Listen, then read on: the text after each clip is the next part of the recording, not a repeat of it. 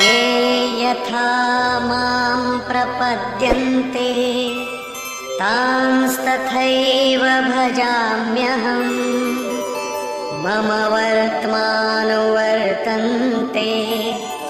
मनुष्याः पार्थ सर्वशः। पार्थ, जो मुझे जितनी लगन से जैसा भजते हैं मैं भी उनको वैसा ही भजता हूँ, उतनी ही मात्रा में सहयोग देता हूँ। साधक की श्रद्धा ही कृपा बनकर उसे मिलती है।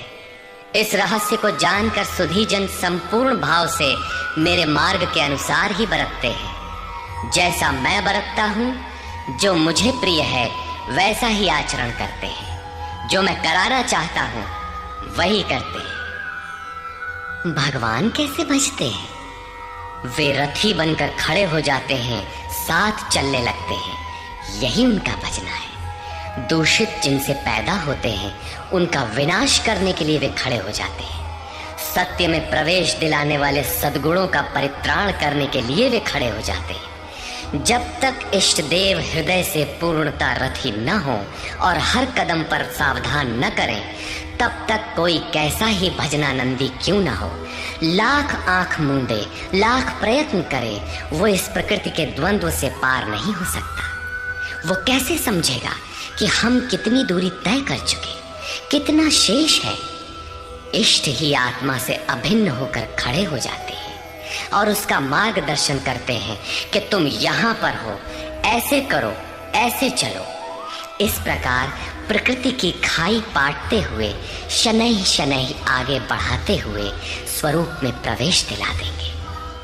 भजन तो साधक को ही करना पड़ता है, किंतु उसके द्वारा इस पथ में जो दूरी तय होती है वो इष्ट की देन है। ऐसा जानकर सभी मनुष्य सर्वतोभावेन मेरा अनुसरण करते हैं। किस प्रकार वे बरतते हैं? कांक्षन्तः कर्मणां सिद्धिं यजन्त इह देवताः क्षिप्रं हि मानुषे लोके सिद्धिर्भवति कर्मजा। वे पुरुष इस मनुष्य शरीर में कर्मों की सिद्धि चाहते हुए देवताओं को पूजते हैं। कर्म कौन सा? श्री कृष्ण ने कहा, अर्जुन तो नियत कर्म कर। नियत कर्म क्या है? यज्ञ की प्रक्रिया ही कर्म है। यज्ञ क्या है? साधना की विधि विशेष, जिसमें श्वास प्रश्वास का हवन, इंद्रियों के बहिर्मुखी प्रवाह को संयमाग्नि में हवन किया जाता है, जिसका परिणाम है परमात्मा। कर्म का शुद्ध अर्थ है आराधना, जिसका स्वरूप इसी अध्याय में आगे मिलेगा। इस आराधना का परिणाम क्या है? संसिद्धिम, परम सिद्धि परमात्मा यान्ति ब्रह्म सनातनम, शाश्वत ब्रह्म में प्रवेश, परम नैष्कर्म्य की स्थिति।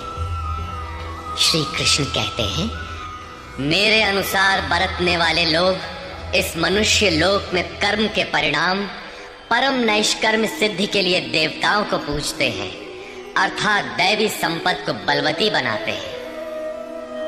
तीसरे अध्याय में उन्होंने बताया था कि इस यज्ञ द्वारा तुम देवताओं की वृद्धि करो, दैवी संपद को बलवती बनाओ। ज्यों ज्यों हृदय देश में वो दैवी संपद उन्नत होगी, त्यों ही त्यों तुम्हारी उन्नति होगी। इस प्रकार परस्पर उन्नति करते हुए परम श्रेय को प्राप्त हो जाओ। अंत तक उन्नति करते जाने की ये अंतःक्रिया है। इसी पर बल देते हुए श्री कृष्ण कहते हैं कि मेरे अनुकूल बरतने वाले लोग इस मनुष्य शरीर में कर्मों की सिद्धि चाहते हुए दैवी संपत्ति को बलवती बनाते हैं, जिससे वो नैष्कर्म्य सिद्धि शीघ्र ही होती है। वो असफल नहीं होती, सफल ही होती है। शीघ्र का तात्पर्य, क्या कर्म में प्रवृत्ति होते ही तत्क्षण ये परम सिद्धि मिल जाती है? श्री कृष्ण कहते हैं, नहीं, इस सोपान पर क्रमशः चढ़ने का विधान है। कोई छलांग लगाकर भावातीत ध्यान जैसा चमत्कार नहीं होता। इस पर देखें। चातुर्वर्ण्यं मया सृष्टं गुणकर्म विभागशः तस्य कर्तारमपि मां विद्यकर्तारमव्ययम्। अर्जुन, चातुर्वर्ण्यम मया सृष्टम, 4 वर्णों की रचना मैंने की, तो क्या मनुष्यों को 4 भागों में बांट दिया? श्री कृष्ण कहते हैं नहीं, गुण कर्म विभागशः, गुणों के माध्यम से कर्म को 4 भागों में बांटा। गुण एक पैमाना है, मापदंड है। तामसी गुण होगा तो आलस्य, निद्रा, प्रमाद, कर्म में न प्रवृत्त होने का स्वभाव, जानते हुए भी अकर्तव्य से निवृत्ति न हो पाने की विवशता रहेगी। ऐसी अवस्था में साधन आरंभ कैसे करें? 2 घंटे आप आराधना में बैठते हैं, इस कर्म के लिए प्रयत्नशील होना चाहते हैं, किंतु 10 मिनट भी अपने पक्ष में नहीं पाते। शरीर अवश्य बैठा है, लेकिन जिस मन को बैठना चाहिए वो हवा से बातें कर रहा है, कुतर्कों का जाल बुन रहा है, तरंग पर तरंग छाई है, तो आप बैठे क्यों हैं? समय क्यों नष्ट करते हैं? उस समय केवल परिचर्यात्मकम कर्म शूद्रस्यापि स्वभावजम, जो महापुरुष अव्यक्त की स्थिति वाले हैं, अविनाशी तत्व में स्थित हैं, उनकी तथा इस पथ पर अग्रसर अपने से उन्नत लोगों की सेवा में लग जाओ। इससे दूषित संस्कार शमन होते जाएंगे, साधना में प्रवेश दिलाने वाले संस्कार सबल होते जाएंगे। क्रमशः तामसी गुण न्यून होने पर राजसी गुणों की प्रधानता तथा सात्विक गुण के स्वल्प संचार के साथ साधक की क्षमता वैश्य श्रेणी की हो जाती है। उस समय वही साधक इंद्रिय संयम, आत्मिक संपत्ति का संग्रह स्वभावतः करने लगेगा। कर्म करते करते उसी साधक में सात्विक गुणों का बाहुल्य हो जाएगा, राजसी गुण कम रह जाएंगे, तामसी गुण शांत रहेंगे। उस समय वही साधक क्षत्रिय श्रेणी में प्रवेश पालेगा। शौर्य, कर्म में प्रवृत्त रहने की क्षमता, पीछे न हटने का स्वभाव, सब भावों पर स्वामी भाव, प्रकृति के तीनों गुणों को काटने की क्षमता उसके स्वभाव में ढल जाएगी। वही कर्म और सूक्ष्म होने पर मात्र सात्विक गुण कार्यरत रह जाने पर मन का शमन, इंद्रियों का दमन, एकाग्रता, सरलता, ध्यान, समाधि, ईश्वरीय निर्देश, आस्तिकता इत्यादि ब्रह्म में प्रवेश दिलाने वाली स्वाभाविक क्षमता के साथ वही साधक ब्राह्मण श्रेणी का कहा जाता है। ये ब्राह्मण श्रेणी के कर्म की निम्नतम सीमा है। जब वही साधक ब्रह्म में स्थित हो जाता है, उस अंतिम सीमा में वो स्वयं में न ब्राह्मण रहता है, न क्षत्रिय, न वैश्य, न शूद्र, किंतु दूसरों के मार्गदर्शन हेतु वही ब्राह्मण है। कर्म एक ही है, नियत कर्म आराधना। अवस्था भेद से इसी कर्म को ऊंची नीची 4 सीढ़ियों में बांटा। किसने बांटा?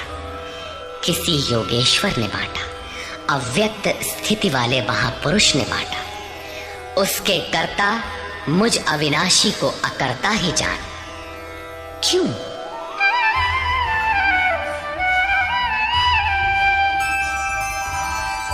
न मां कर्माणि लिम्पन्ति न मे कर्मफले स्पृहा इति मां योऽभिजानाति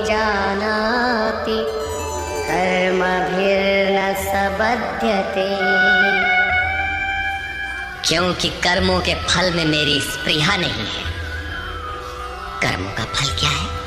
श्री कृष्ण ने पीछे बताया था कि यज्ञ जिससे पूरा होता है उस क्रिया का नाम कर्म है, और पूर्ति काल में यज्ञ जिसकी रचना करता है उस ज्ञानामृत को पान करने वाला शाश्वत सनातन ब्रह्म में प्रवेश पा लेता है।